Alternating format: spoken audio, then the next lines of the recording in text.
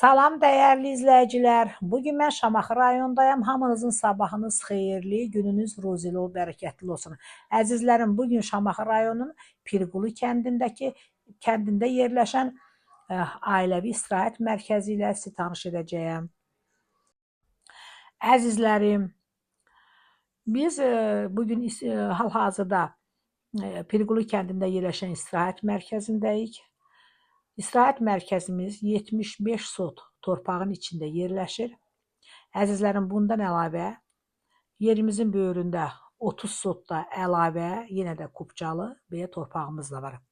Əziz izləyicilərim, sizə təqdim etdiyim bu istirahət mərkəzi çox gözəl, səfalı yerdə yerləşir. Hər tərəfi bütün dağların əhatəsindədir, havası gözəl, sənəti Kupca.